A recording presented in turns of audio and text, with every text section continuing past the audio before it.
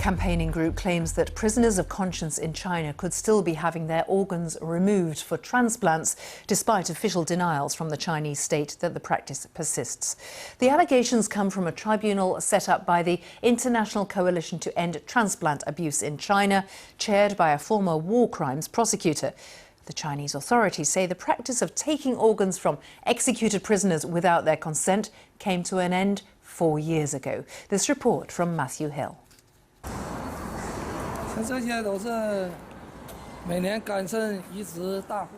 This secretly filmed footage captures transplant patients in a Beijing hospital last November.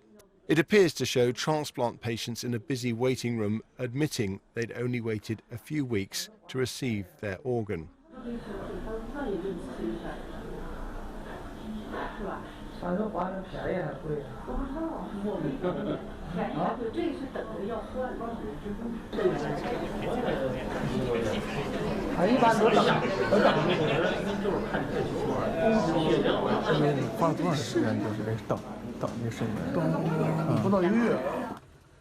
The suspicion is there's a roaring black market in organs.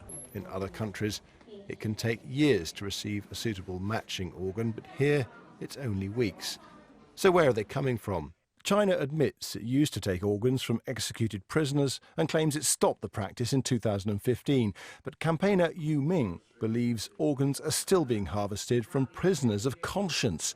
Falun Gong is a spiritual movement based on meditation, regarded as an illegal sect by China.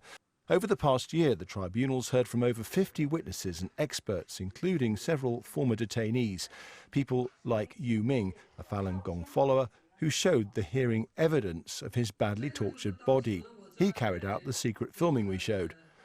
Falun Gong and Uyghurs from around the world gave their testimony via video link of invasive and unwarranted medical tests in China. We were given X-ray in that very huge hospital. I remember seeing other non-prisoners, ordinary people also there. And then after our blood was taken, we were escorted back to the cell. Others who testified in person also protested peacefully in London's Chinatown. Then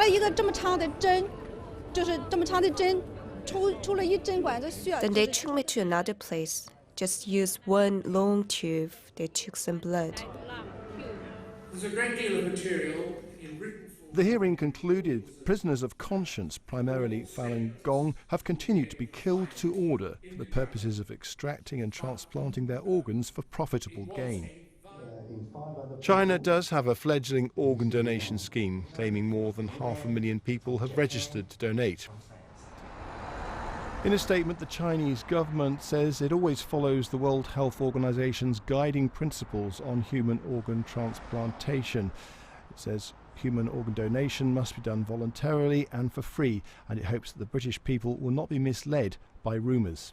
But until unannounced inspections are allowed in Chinese hospitals, these campaigners will continue to call for action. Matthew Hill, BBC News. Well, the full report of this tribunal has been released in the last few hours. It finds that there is clear evidence of a supply chain of organs over many years, the report says, from an unaccountable source. The tribunal being certain that it was indeed the Falun Gong, the Chinese religious sect, being used as a source, probably the principal source of organs for forced organ harvesting.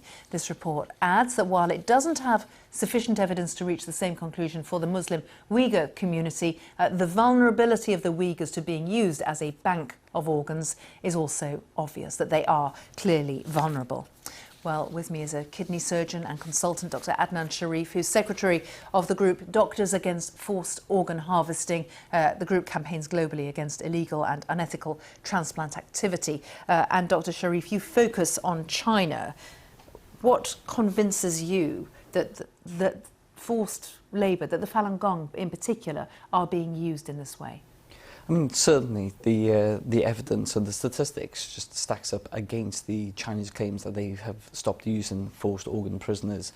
And there's been a number of accounts, eyewitness accounts, certainly engagement with a lot of our professional colleagues to suggest that the numbers of transplants which do occur in China simply are not possible with what is a very, very fledgling organ donor system. And there is, as the judgment mentioned today, a vast number of unaccountable organ donors, which we believe are prisoners of conscience who are killed on demand. It's quite a jump, though, isn't it, from saying we can't quite make the numbers add up to saying, therefore, it must be forced extraction, perhaps even, as the report says, extraction of organs from live prisoners. Absolutely, and I think that's the importance of this tribunal, which was independent from all these groups which have for many, many years been claiming these allegations against China. And I think that's the importance of Sir Geoffrey Nice's tribunal and the China Tribunal's judgment to show. But it's a tribunal set up by campaigners who start from the assumption that the Chinese state is up to no good. But it is independent of that, of all these groups, and certainly our group, we contributed evidence to this tribunal as well, but we've had no influence in the actual judgment of it. And I think the important thing is the fact that this tribunal has attempted to be as fair as possible. So it has invited representation, not just from the People's Republic of China, but all these organisations such as the WHO, the Transplantation Society, to give judgment. And the fact that they haven't, I think, speaks volumes. Yeah, the WHO, the World Health Organization, does not call out China on this. Absolutely. Not just the WHO, but the Transplantation Society as well. And I think those are major concerns for us, certainly as a professional medical community, as to why they don't call them out. And certainly the evidence that they suggest that China has stopped simply does not stack up. Do you feel that the WHO is ignoring evidence? We do, yes. We do feel that not only are they ignoring evidence, but their silence on this becomes complicit. And as the final sentence of this judgment reported, that we are dealing with a criminal state. And I think organisations such as the WHO need to acknowledge that. Now, when you look at, there was a report in the Washington Post, for example, recently about this. When you look at the amount of immunosuppressant drugs that are being taken, and you have to keep taking them, obviously, if you've got a transplanted organ inside you, the Post report recently is that China's share of global demand for these drugs is in line with the Chinese official statistics. Well, I mean, it's difficult to get official statistics from China, and the one thing we're not aware of is, one of the allegations is that these transplants are not just feeding a vast Chinese population of people who need organs, but also a vast international market. And those figures will not be in those figures, because essentially if you've travelled from the UK or some other country, you will not be picking up immunosuppression from China. You'll be picking that up back in your original country. So it is very difficult to get official figures. In most countries such as the UK, the United States and Australia, our transplant figures are very open, they're transparent and they're publicly available. We do not have the same case in China, and therefore it's very difficult to accept what official figures we have. Now, in this report, the focus is on the Falun Gong, but there is also a lot said and a lot of concern about the Muslim Uyghur population, and the BBC has reported on these huge internment camps. So what kind of evidence or what are you looking for now to be able to build on this report? I mean, what everybody's always been looking for is that magic bullet, that hard evidence that these crimes have happened. Now, that is very difficult in a very closed, secretive country that China is.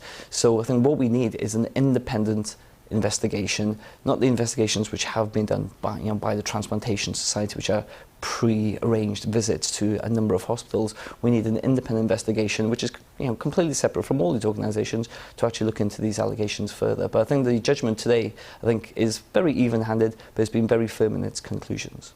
Dr. Adnan Sharif, thank you very much for coming in.